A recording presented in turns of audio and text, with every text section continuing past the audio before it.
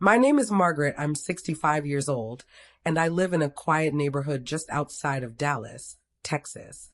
I thought I had lived through all kinds of storms, losing my parents young, raising two kids mostly on my own while my husband, Frank, worked long shifts, and later saying goodbye to him after a long, painful battle with cancer. But nothing prepared me for what I heard that morning. I was halfway to the airport when it hit me. My late husband's will. The envelope I had carefully placed on the kitchen counter. The one I had promised myself not to forget. My heart sank. That paper wasn't just ink and signatures. It was Frank's last words, his last wishes, his way of making sure I was safe even after he was gone. I couldn't leave it behind. I made a sharp U-turn, tires screeching, and rushed back home. My hands were shaking as I pulled into the driveway.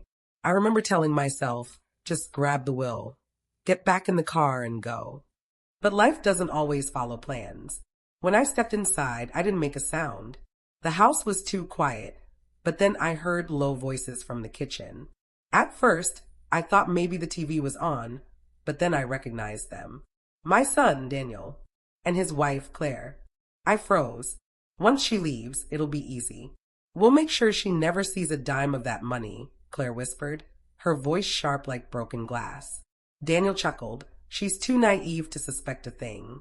By the time she finds out, it'll be too late. Everything will be in our name. My stomach dropped. I felt my knees weaken. My own son, my flesh and blood, talking about a plan to ruin me. The woman he married egging him on. They had no idea I was standing there in the hallway. They had no idea my phone was in my hand, recording every single word. And that was the moment my world cracked in two. Hello everyone, welcome to today's video. Let me know where you are watching from. You don't know. You might be lucky to get a shout out on our next video. Don't forget to like and subscribe to this channel if you like stories like this. I'll take you back to where this all began. Before the whispers. Before the betrayal. Before I found myself holding my phone, recording the people I loved most in the world, planning to destroy me. Life wasn't always like this. Just a few weeks before that moment, my days were filled with simple routines. Morning walks, visits to church, and afternoons tending to the little garden Frank and I had planted together. I had always been known in the neighborhood as the kind woman with a ready smile, the one who would bake an extra pie and leave it on a neighbor's doorstep. Frank used to say kindness was my weapon, the way I kept the world from becoming too dark. But kindness, as I would soon learn, could also make you blind. After Frank passed, the family dynamics shifted. Daniel and Claire began visiting more often. At first, I thought it was love. I thought they were worried about me, trying to make sure I wasn't lonely. I remember sitting at the dining table one evening with them, sipping tea while Claire asked questions about the house. It must be hard keeping up with a place this big, she said, her eyes roaming over the walls, the furniture, almost like she was measuring it with her mind. I laughed it off, brushing it aside. But looking back, that was a warning I ignored. There were many of them. One Sunday after church, Daniel hugged me tightly and said, "Mom, you should think about simplifying things. Sell the house, move in with us. We'll take care of everything." His words sounded sweet, but something about the way Claire's eyes gleamed behind him made me uneasy. Still, I smiled. I told myself it was just concern. After all, hadn't I raised Daniel to be thoughtful? Hadn't I taught him to look out for his family? But Frank's will, that was the key. It wasn't just about money. It was about legacy. Frank had worked his whole life, building not just savings, but respect. The will clearly stated what he wanted, how his estate would be divided, how I would be protected first, before anyone else. That morning, as I sat behind the wheel driving back from the airport, I kept replaying Frank's voice in my head. "Take care of yourself, Maggie," he had told me in his last days. "Don't let anyone, not even family, walk over you." I didn't know it then, but those words would become my anchor. Back at the house, standing in the hallway listening to Daniel and Claire, I felt like I was trapped in a nightmare. Every fiber of me wanted to scream, to rush in and demand how they could betray me like this. But something stronger held me back.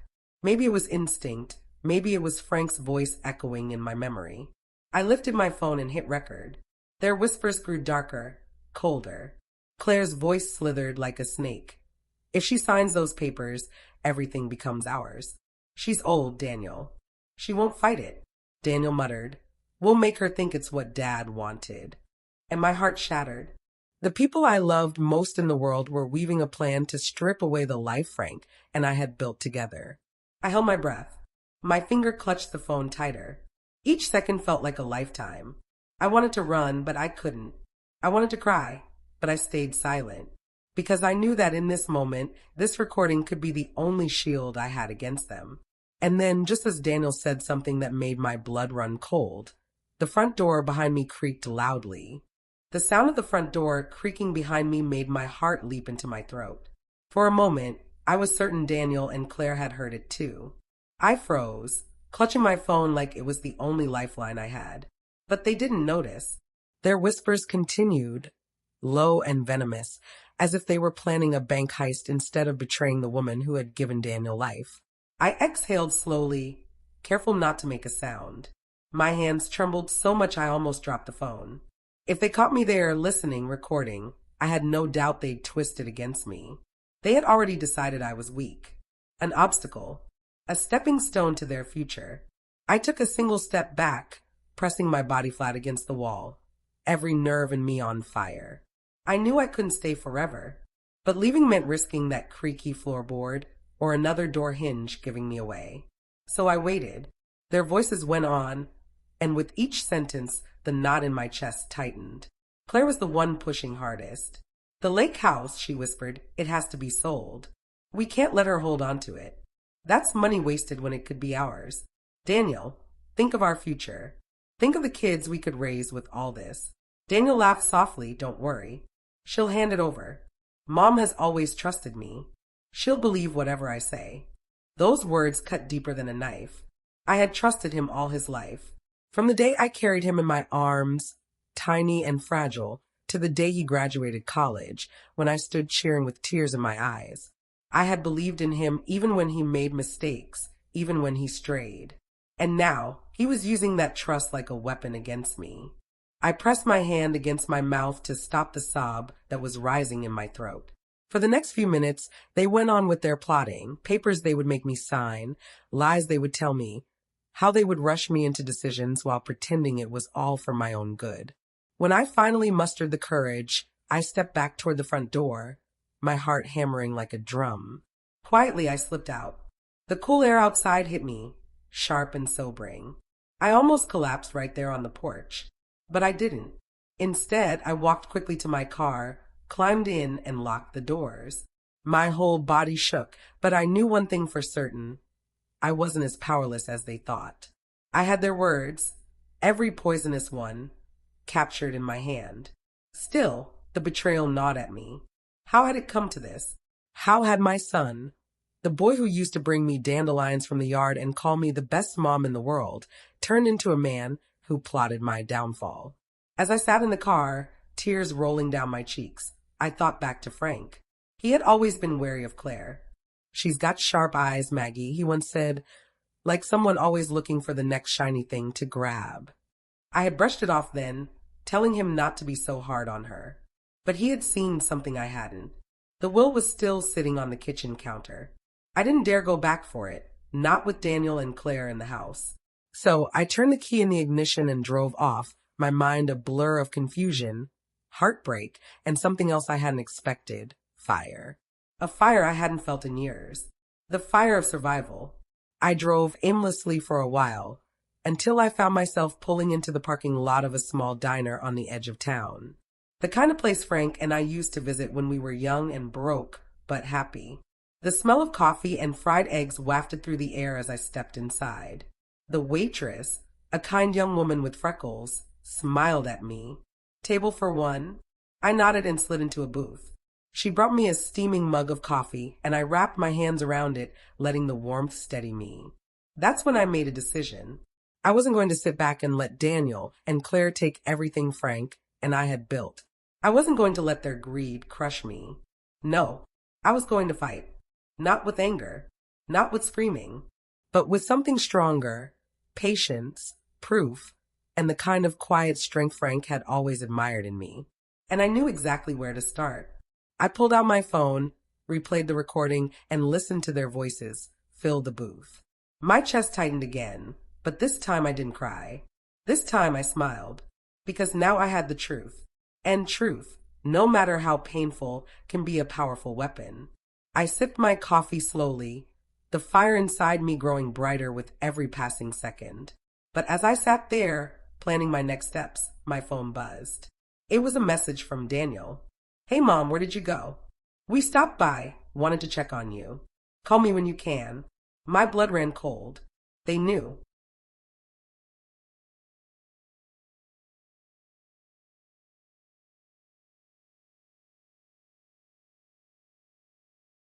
I stared at the message on my phone until the letters blurred. "We stopped by, wanted to check on you." The words looked innocent enough, but I knew better now. Every smile, every hug, every kind word from them, it was all a mask. And now they were checking on me, not out of love, but to see if their little plan was still safe. My first instinct was to ignore the message, but then fear struck me. What if they realized I had been in the house? What if they went back to the kitchen and saw the front door had been touched, or the way I had lingered too long in the hallway? I set the phone down on the diner table, my fingers trembling. The waitress came back with a plate of scrambled eggs and toast. "You okay, ma'am? You look pale." I forced a smile. "Just tired," I whispered. Inside, I wasn't tired. I was terrified. But terror can do strange things to a person. It can break you, or it can wake you up. And in that moment, sipping burnt diner coffee and staring at my phone, I made a choice. I wouldn't let fear drive me anymore. I picked up my phone and typed back. "Hi, sweetheart. I just realized I forgot Frank's will at home and rushed back for it, but must have just missed you. I'm at the diner now, headed to the airport soon." My finger hovered over send. A single lie, small enough to keep them from suspecting I had heard anything, small enough to buy me time. I pressed it and sent. Almost instantly, the typing dots appeared. Then Daniel's reply. "Glad you're okay, Mom. Safe travels. We'll catch up when you get back." I set the phone down again and let out a long, shaky breath. That was close. Too close. For the rest of the morning, I sat in that booth and thought. About my son. About Claire. About Frank. And about myself. I thought about the woman I had been before life hardened me. The girl who danced barefoot in the grass, who believed people were good simply because they smiled. I thought about how Frank used to call me his soft place, and I thought about how that softness had been turned against me, again and again. By noon, I had a plan. Step 1, secure the will. Not just the paper on the counter, but all copies. I knew Frank's lawyer in Dallas, Mr. Carter, was still practicing. He had been a friend to our family for decades, a man Frank trusted like a brother. If anyone could help me, it was him. I left the diner, climbed into my car, and drove straight to Mr. Carter's office downtown. The drive felt endless, my mind looping through the recording again and again. Their voices haunted me. But each time I heard them, the fire inside me grew stronger. When I arrived, the receptionist smiled. "Mrs. Thompson, it's been a long time." "Yes," I said softly, too long. "Is Mr. Carter in?" A few minutes later, I was sitting in his office, the familiar smell of leather-bound books and old wood surrounding me. His hair was grayer now, his glasses thicker, but his eyes were as kind as ever. "What brings you in, Margaret?" he asked gently. I swallowed hard. "Frank's will. I need to make sure it's safe. And I need advice." I pulled out my phone, hit play, and let him listen. The color drained from his face.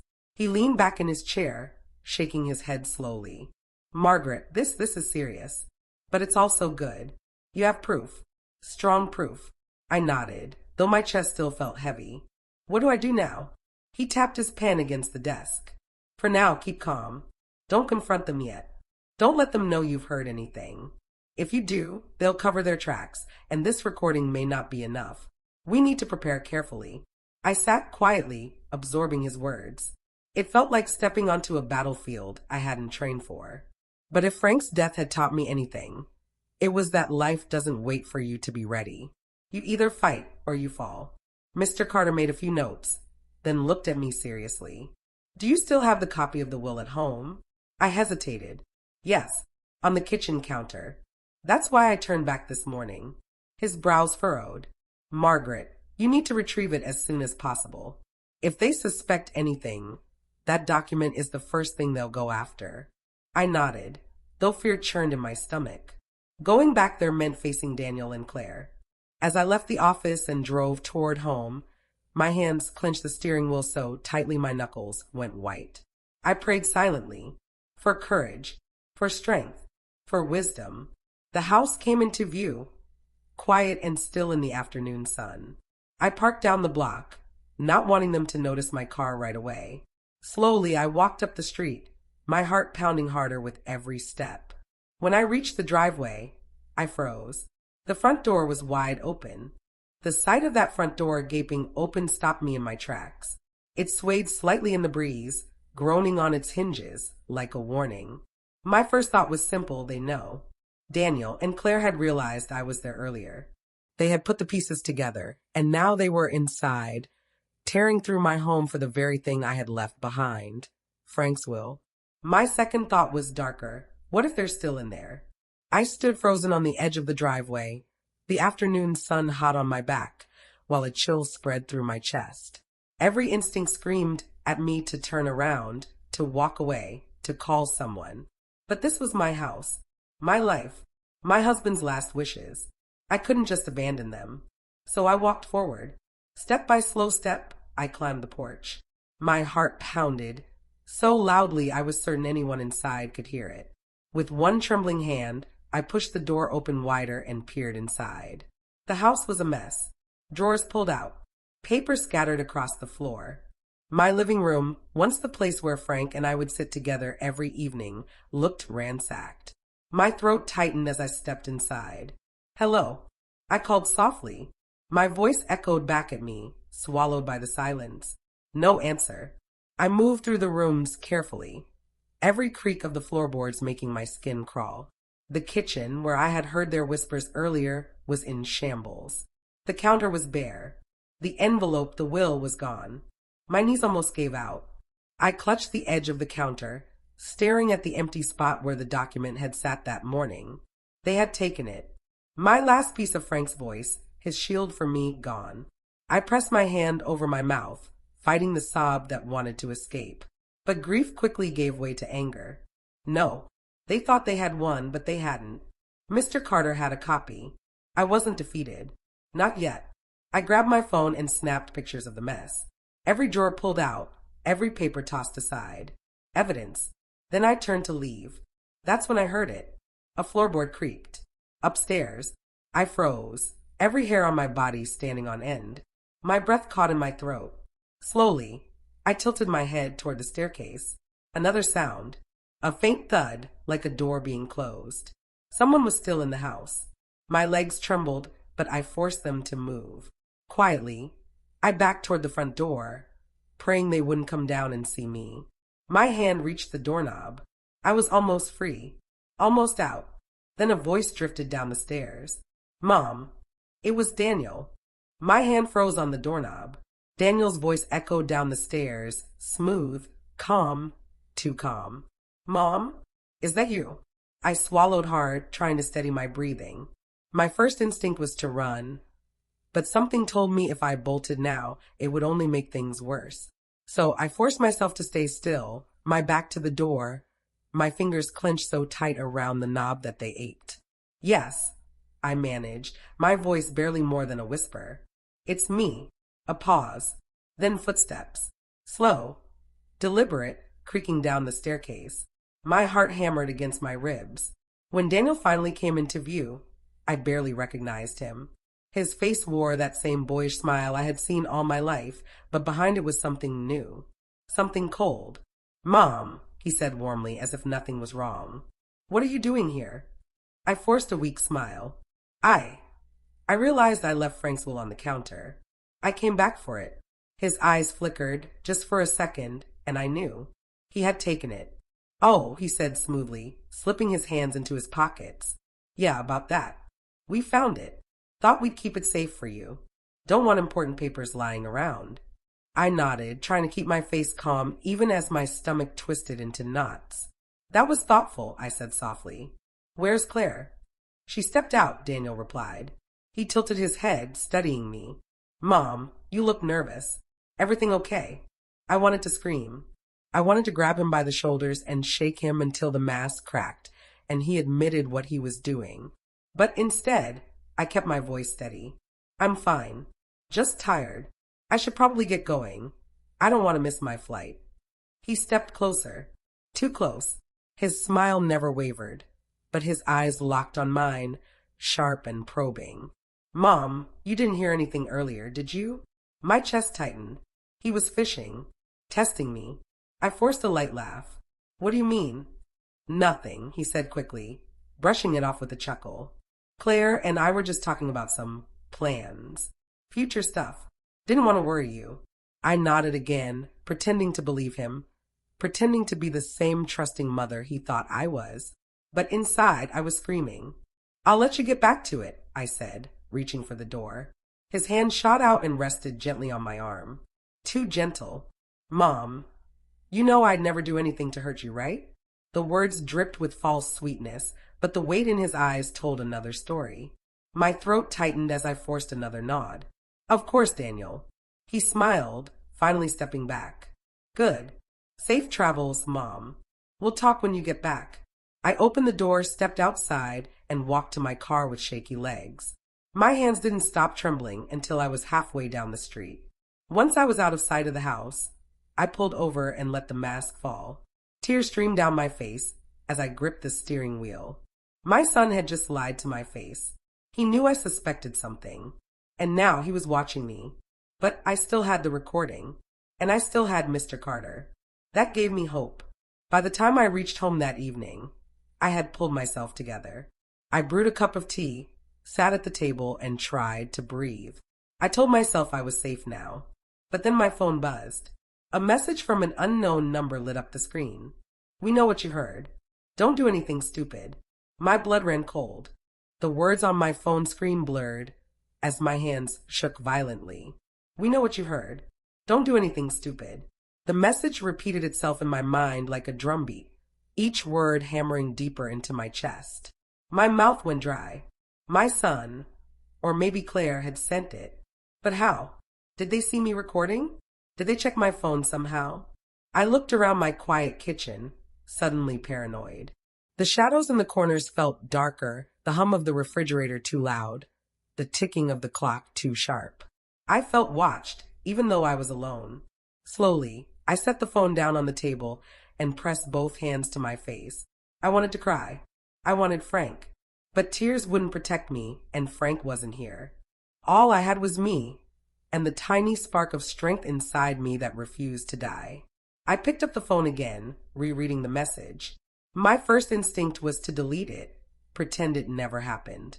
But no, that would be foolish. Instead, I took a screenshot, then forwarded it straight to Mr. Carter with a single line. This just came in.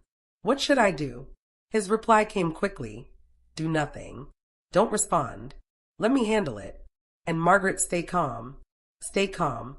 Easier said than done. I tried to go about my evening as normally as possible. I made myself a light dinner, though I barely touched it, and settled into the living room chair with one of Frank's old books. But I couldn't focus. Every creak of the house made me jump. Every car passing outside made me peek through the curtains. Night fell, and still, I couldn't shake the feeling that I wasn't alone, that they were watching me somehow, waiting for me to slip. Finally, I gave up on pretending and decided to check the locks on every door and window. I walked through the house slowly, checking, double-checking, then checking again. Each bolt slid into place with a heavy click. But still, my heart refused to settle. By the time I returned to my bedroom, I was exhausted. I sat on the edge of the bed, phone clutched in my hand, and whispered aloud, Frank, I don't know if I can do this. The silence that followed was unbearable. I eventually lay down, the phone still in my hand, and drifted into a restless sleep. My dreams were filled with whispers, shadows, and the sound of Daniel's voice laughing at me. Sometime past midnight, I woke with a start. A sound had pulled me from sleep. Not a dream. Real. I held my breath, straining my ears. There it was again. A faint rattling. From downstairs. My body went rigid. Someone was at the back door. I slipped out of bed as quietly as possible, my bare feet cold against the floor.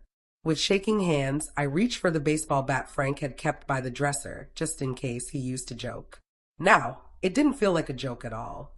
Step by step, I crept down the hallway, heart pounding so loudly it felt like thunder in my ears. The rattling grew louder, then stopped. I froze at the top of the stairs, clutching the bat. For a moment, the silence returned, thick and suffocating. Then the door creaked open. Someone was inside. The creak of the back door opening froze me in place. My grip tightened on the baseball bat until my knuckles burned. I could hear my own heartbeat, fast and uneven, like a drum out of rhythm. Shadows stretched across the hallway as the faint glow from the kitchen spilled into the dark. A silhouette moved slowly inside. For a second, I prayed it was my imagination, that I was so tired, so wound up, I was seeing things. But then I heard the unmistakable sound of footsteps on my kitchen floor. Careful, slow, searching.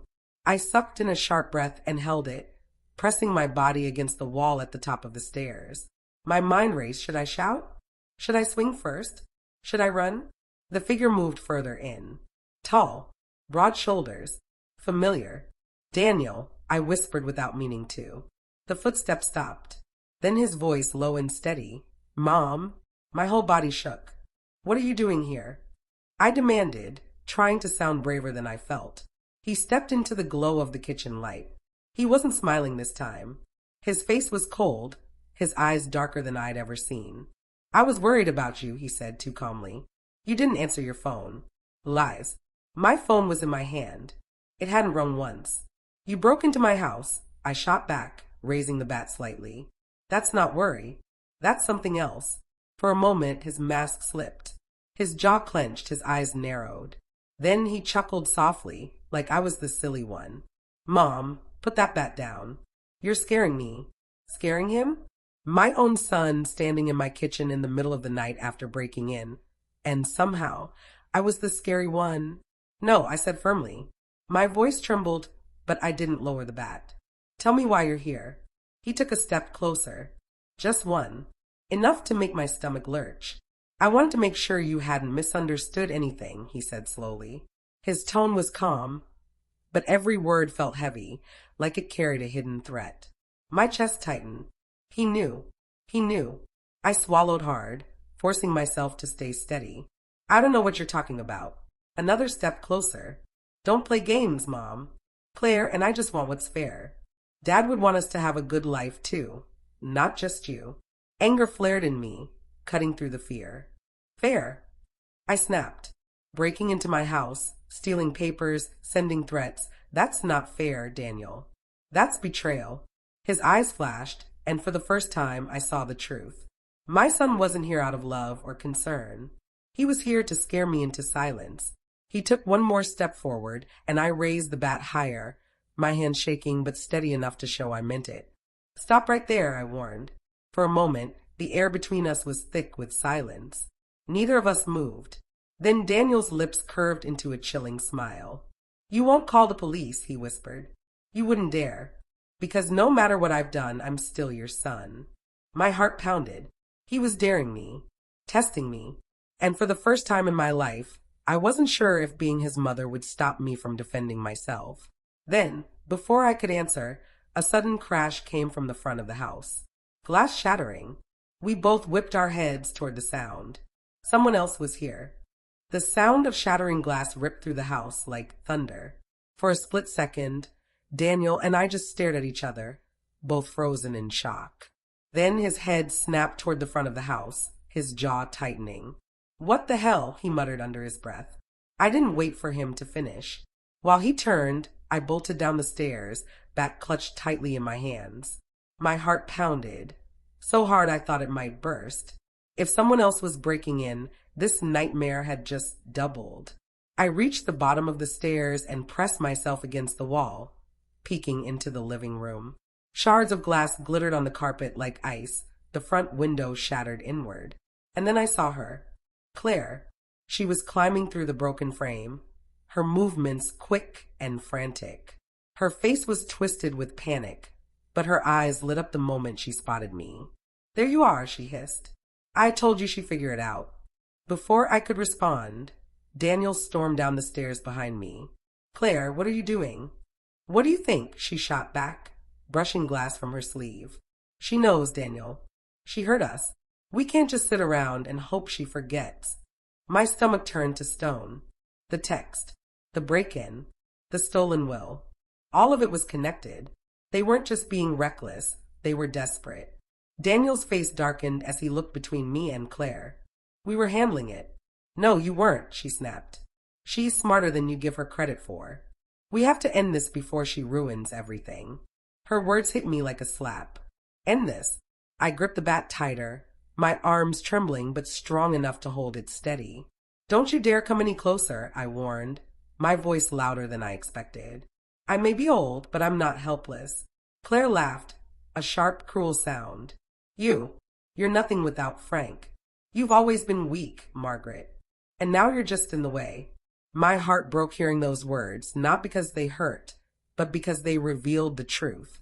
This woman had never loved me like family. She had been waiting, watching for her chance to strike. Daniel stepped closer, his hands raised as if he were calming a wild animal. "Mom, put the bat down. Let's just talk."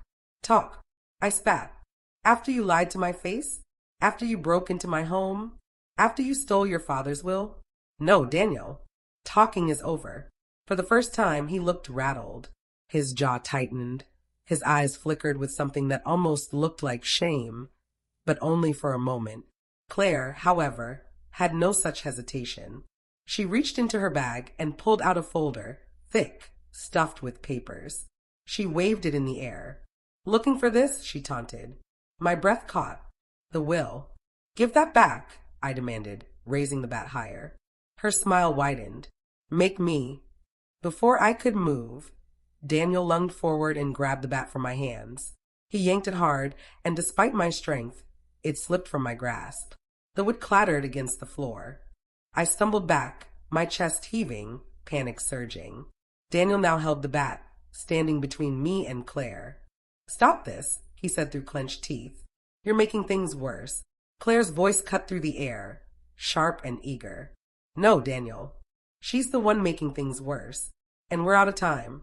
Then she reached into her coat pocket and pulled out a gun. The glint of the gun in Claire's hand froze my blood. For a second, the whole world went silent. No ticking clock, no creaking floorboards, just the weight of that black metal pointing in my direction. My knees wobbled, but I forced myself to stand tall. I had never been so close to death in my life, and yet, in that moment, something inside me hardened. "Claire," I said, my voice steadier than I felt, "put that down." She smirked, her finger brushing dangerously close to the trigger. "You think you can order me around? You've been holding the cards for too long, Margaret. It's our turn now." Daniel's face drained of color. "Claire, what are you doing?" He took a step toward her, gripping the bat tightly in one hand. "What you're too scared to do," she snapped. Her eyes didn't leave me, cold and gleaming. "She knows everything. If we don't shut her up now, we lose everything." Her words sliced through me, but it wasn't fear I felt, it was heartbreak. The girl I had once welcomed into my family, the one I had cooked for, bought gifts for, even prayed for, was standing in my living room, threatening my life. Daniel shook his head, his voice cracking. "Claire, put it away. You're not thinking." "I'm thinking clearer than ever," she hissed. "This is the only way." I lifted my chin. "You think killing me will solve your problems? It won't. You'll both lose everything. Money, family, freedom. You'll lose your souls." Claire laughed, the sound bitter and sharp. "Souls don't pay bills." My heart hammered, but I refused to step back. If this was my last moment, I wasn't going to face it cowering. I thought of Frank, of his steady hands holding mine in his final days, of his voice telling me to be strong. And I stood my ground. Daniel finally moved, stepping between me and Claire, his free hand raised. "Enough." This has gone too far. She's my mother. Claire's face twisted. Then you're weaker than I thought. She aimed the gun higher, trying to get around him. My breath caught. For a moment, I thought she was actually going to fire. Then blue and red lights flashed across the broken glass of the front window. A police siren wailed outside, sharp and piercing. All three of us froze. Daniel's eyes widened. Claire cursed under her breath, lowering the gun just slightly. My own chest heaved with relief and panic all at once. The sound of car doors slamming echoed outside. Heavy footsteps crunched on the driveway. Someone banged on the front door. Dallas PD. Open up. Daniel spun toward Claire, his face pale. What did you do? But I already knew. My trembling hand brushed the phone in my pocket. Before drifting to sleep earlier, in my haze of fear, I had hit a button I didn't even realize I'd pressed, the emergency SOS. It had dialed the police. They were here. But Claire still had the gun, and her finger was tightening on the trigger. The pounding on the door grew louder. Dallas PD. Open the door now. Claire's eyes darted from the shattered window to the door, then back to me. Her hand shook, but she kept the gun raised. Sweat glistened on her forehead, and for the first time, I saw fear creeping into her hardened face. They can't find me here, she whispered, her voice hoarse. Daniel stepped closer, his hand still gripping the bat, his other hand outstretched toward her. Claire, listen to me. Put it down. We can still fix this. Fix this. She laughed, high-pitched and broken. There's no fixing this, Daniel. She's ruined everything. She jerked the gun in my direction again, her eyes wild. Another bang rattled the door. Open up or we're coming in. I swallowed hard, trying to steady my voice. Claire, if you do this, it's over. You'll spend the rest of your life behind bars. Think about your son. Think about Tyler. For the first time, her face cracked. The mention of her child hit something deep. Her lip trembled, but then she shook her head violently, like she was shaking away the thought. They'll take him away from me, she said, her voice breaking. I can't let that happen. Daniel's voice softened. Then stop right now. Hand me the gun. We'll explain it, Will. Before he could finish, the front door burst open with a deafening crash. Two officers stormed inside, guns raised, voices sharp and commanding. Drop the weapon. Now. The room exploded into chaos. Claire screamed, spinning toward them with the gun still in her hands. The officers shouted louder, drop it. Daniel leapt forward, grabbing her wrist. They struggled, the gun twisting dangerously between them. My heart nearly stopped as I watched, afraid it might go off at any second. Claire, let it go. Daniel shouted, wrestling with her. But Claire's grip was iron, her face twisted with rage and terror. The officers moved closer, their weapons trained. Drop the gun or we'll shoot. I wanted to scream, to beg her to listen, but the words stuck in my throat. Time slowed, every second stretching into eternity. And then, the gun went off. The blast was deafening. Smoke filled the air. For a split second, I couldn't breathe. My ears rang, my heart stopped. Someone fell to the ground, but in the chaos, I couldn't see who. The gunshot echoed through the living room like thunder. For a moment, all I could hear was the ringing in my ears. My vision blurred, the room spinning as I tried to make sense of what had just happened. Then I saw him. Daniel. He was on the ground, clutching his shoulder, blood seeping between his fingers. His face was twisted in pain, but his eyes were open, alive. Daniel, I cried, rushing to his side. My knees hit the floor beside him, trembling hands reaching out. Claire stood frozen, the gun still in her hand, her mouth open in shock. Her eyes darted between me, Daniel, and the officers, who now had both of their weapons trained squarely on her. Drop it, one of them shouted again, louder this time. Claire's hand shook violently. For a second, I thought she might finally let go. But instead, she raised it again, tears streaming down her face. I didn't mean to, she screamed. You don't understand, I didn't mean to. Before she could finish, one of the officers lunged forward, tackling her to the ground. The gun slid across the hardwood floor, stopping just inches from my foot. Another officer kicked it away, shouting commands as they cuffed her. Claire thrashed, sobbing, her voice breaking. I didn't mean to. He wasn't supposed to get hurt. Daniel groaned beside me, his breathing ragged. Mom, his voice was weak, but it was enough to make my heart twist. Don't talk, sweetheart, I whispered, pressing my scarf against his wound to slow the bleeding. My eyes blurred with tears, but I forced myself to stay steady. Help is coming. The officers radioed for paramedics, their voices sharp and efficient. One knelt down to check Daniel's pulse, giving me a quick nod. He's going to be okay, ma'am. Stay with him. I clutched his hand, whispering a prayer under my breath. As the paramedics rushed in and lifted Daniel onto a stretcher, Claire's screams filled the air. She was dragged out of the house in handcuffs, her face streaked with tears, her voice hoarse from crying. Daniel, I'm sorry. I didn't mean to. But Daniel turned his head away, his eyes closing as they carried him out. The house, once so quiet, now buzzed with chaos, flashing lights, radios crackling, officers moving in and out. I sat on the floor, my body shaking, my scarf soaked in my son's blood. And just when I thought the nightmare was ending, one of the officers approached me, his face grim. Ma'am, we found something in the garage, he said. I looked up at him, my voice barely a whisper. What is it? He held up a black duffel bag, unzipped just enough for me to see stacks of money stuffed inside. Looks like your son and his wife had more planned than just tonight, he said quietly. My stomach dropped. The betrayal wasn't just about me. It was bigger, darker, and I had no idea how deep it went. The flashing red and blue lights lit up the neighborhood like a twisted carnival. Neighbors peeked out from behind curtains, some standing on their porches, whispering, but I barely noticed them. My eyes were glued to the duffel bag. Stacks of $100 bills, neatly bound, filled it to the brim. It didn't look like savings. It looked like something far more sinister. I pressed a trembling hand to my mouth. Where did they get all that? The officer, Detective Harris, his badge glinting in the light, knelt beside me. His voice was low, serious. That's what we're going to find out. But I'll tell you this, ma'am. This isn't the kind of money you just stumble into. Someone's been running something big. I shook my head, my chest tight. Daniel was being lifted into the ambulance, his face pale but still breathing. Claire sat in the back of a squad car, her head hanging low, cuffed hands trembling.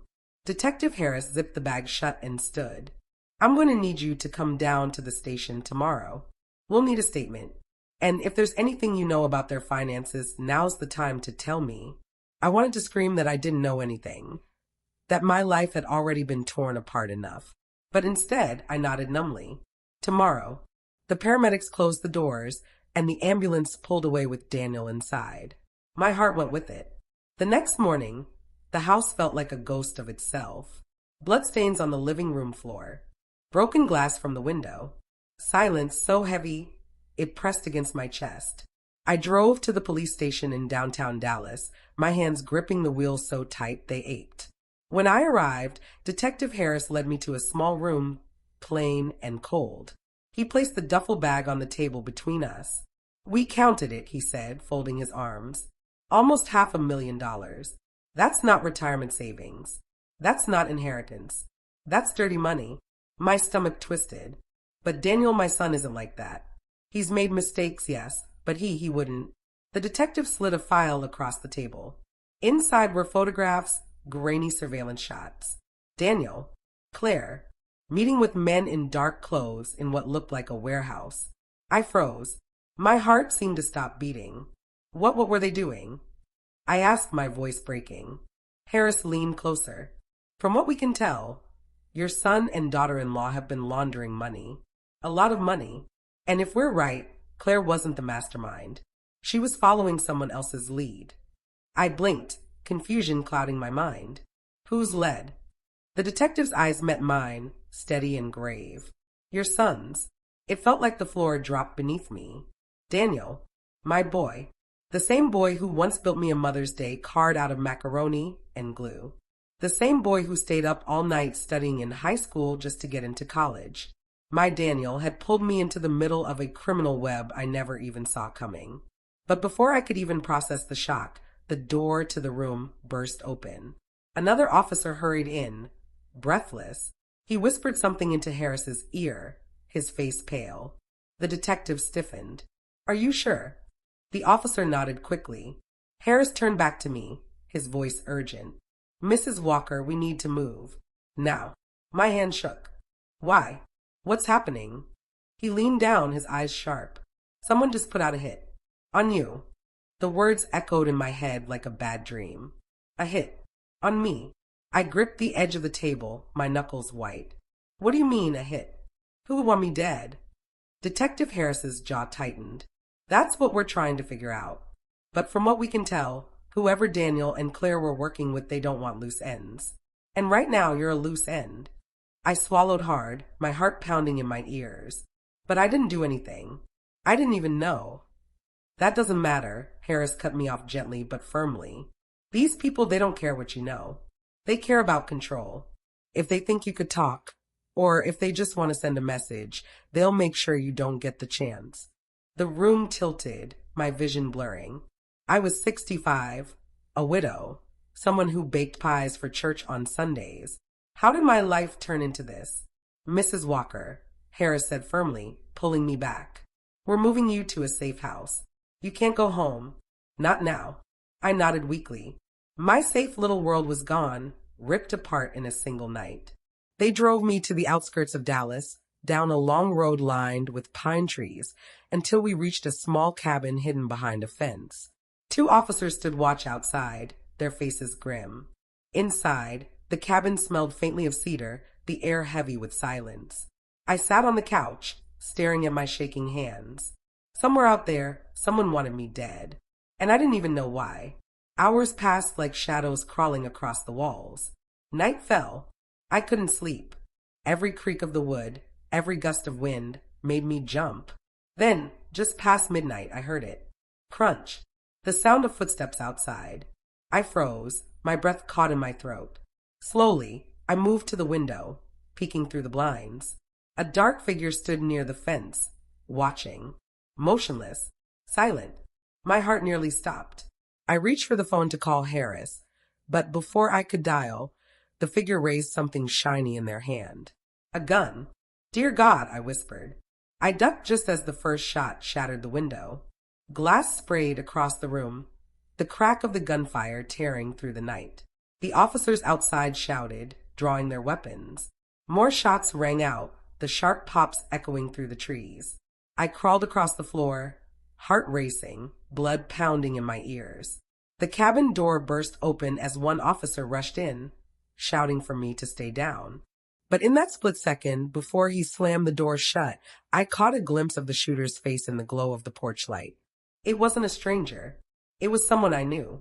Do you want me to continue straight into Chapter 14 to reveal who the shooter is and what shocking connection they have to the family? Or pause here to let this cliffhanger breathe? I prefer this response. The porch light illuminated the shooter's face for only a moment, but that moment was enough. My breath caught in my throat. I knew that face. It wasn't a stranger. It wasn't some hired hitman lurking from the shadows. It was Mark, my late husband's younger brother. The same man who cried with me at the funeral. The same man who'd come by with casseroles and told me, "Don't worry, sis. I'll look out for you now that John's gone." Now here he was, aiming a gun at me. The officer slammed the door shut, barking into his radio for backup. More gunfire erupted outside, bullets slamming into the cabin walls. I pressed against the floor, tears stinging my eyes, my heart breaking all over again. Why? Why him? The officer crouched beside me. Stay down. We've got units coming. But I wasn't hearing him. My mind was spinning, replaying every little moment with Mark. His odd questions about John's will. The way he'd linger around Daniel, whispering with him when they thought I wasn't paying attention. The subtle smirk I once caught on his face when Claire offered me tea laced with something bitter. It wasn't random. It had never been random. Mark wasn't just involved, he was behind it. Outside, the shouting grew louder. Tires screeched against gravel as more squad cars arrived, sirens wailing in the distance. The gunfire stopped abruptly, replaced by the sound of someone running into the woods. The officer helped me up and led me out carefully, glass crunching beneath our shoes. Another officer was already chasing after Mark, flashlight beams cutting through the dark. Detective Harris arrived moments later, his expression dark. "Are you hurt?"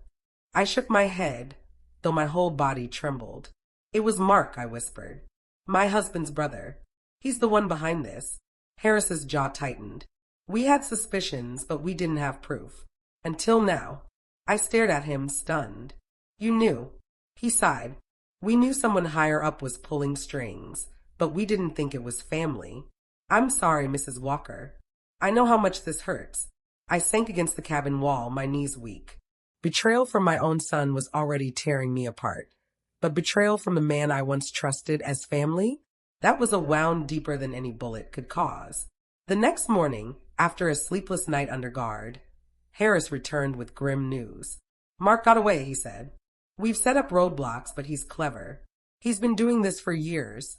Hiding, laundering, covering his tracks. Your son and Claire were just pawns. Mark is the one who's been running the whole operation." I pressed a hand to my chest, my breathing ragged. "So Daniel, Claire, they were following him?" Harris nodded slowly. "Daniel may have known more than Claire, but yes, they were working for him. And now that you know the truth, Mark won't stop until you're silenced." I looked at him, my fear burning into something sharper, stronger, resolve. "No," I said, my voice steady despite the storm in my chest. "I won't let him win. He ruined my husband's legacy. He turned my son against me. He tried to kill me in my own home. This ends with me, detective. I will not die afraid of him."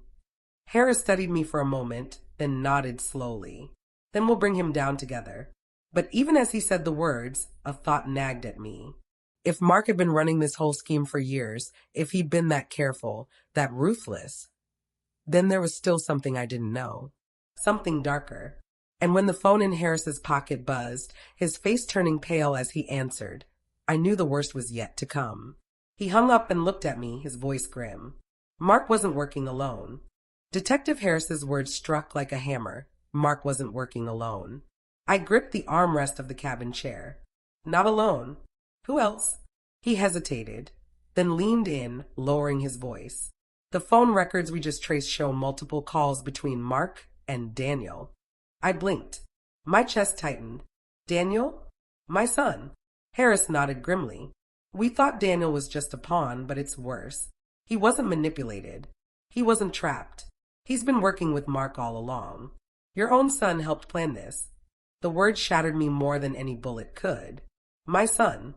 My flesh and blood. The baby I had rocked to sleep. The boy whose scraped knees I bandaged. The man I prayed would grow into someone kind and decent. He hadn't just betrayed me. He had chosen to. Tears burned my eyes, but beneath them was fire. My late husband's voice seemed to whisper in my ear. Don't let them win, Sarah. Protect what we built. I stood, shaky but resolute. Then we stopped them both. For John. For the truth. The next days blurred into planning. Harris and his team set up a sting operation. They tracked Mark's movements through hidden accounts, wiretap calls, and finally uncovered the place where he and Daniel were meeting. An abandoned ranch on the outskirts of Dallas. Mrs. Walker, Harris said firmly, you shouldn't come. It's too dangerous. But I shook my head. You don't understand. He's my son. If I don't see this with my own eyes, if I don't end this, I'll never be free. Harris reluctantly agreed, but only under heavy protection. That night, under a moonless sky, we arrived at the ranch. Broken fences leaned in the dark, and the barn loomed like a shadow. Inside, faint voices echoed. I crept closer, hidden behind the beam of Harris's flashlight, and then I heard him. Daniel. Mom's out of the picture soon, Uncle Mark. Once she's gone, the will is ours. Everything Dad built will finally be in our hands. My knees almost buckled. My son's voice, cold, greedy, calculating. Mark chuckled. Good boy. Once this is done, we'll split it clean. She never saw it coming. Something inside me broke then, and something else was born. Not fear, not despair, but a strength I didn't know I had. I stepped out from the shadows. Yes, I said loudly, my voice steady. I did see it coming. Their heads snapped toward me. Daniel's face drained of color. Mark's eyes narrowed. Mom, Daniel stammered. I can explain. No, my voice cut through the barn like steel. You don't get to explain. Not after you tried to destroy me. Not after you betrayed your father's memory. Mark raised his gun, but before he could pull the trigger, red and blue lights flooded the barn. Officers stormed in, weapons drawn. Harris's voice thundered. Drop it, Mark. It's over. Chaos erupted. Mark fired, but missed. Officers tackled him, forcing the gun from his hand. Daniel tried to run, but Harris himself grabbed him, twisting his arm behind his back as the cuffs clicked shut. I stood frozen, my breath heavy, as they dragged both of them out in chains. Weeks later, I sat in the courthouse as the verdicts were read. Mark guilty on all counts. Daniel guilty of conspiracy, fraud, and attempted murder. The boy I raised was led away in shackles. He didn't look at me. Maybe he couldn't. And though my heart ached, I didn't cry. Because I knew I had done what I had to do. For my husband. For myself. For the truth. Months passed. Life grew quieter. The house was mine again. Peaceful, though lonelier than ever. Sometimes, I sat by John's old chair and whispered updates to him, pretending he was still there. One evening, as the sun dipped low over the Dallas skyline, I baked a pie, the way I used to when life was simpler. I carried it next door to Mrs. Green, the widowed neighbor who had always checked on me through the storm. She smiled as she opened the door. Sarah, you've been through so much. How do you keep going? I thought for a moment, then answered softly, because kindness is stronger than betrayal. Love is stronger than greed. And no matter how dark it gets, I won't let bitterness win. For the first time in a long time, I meant it.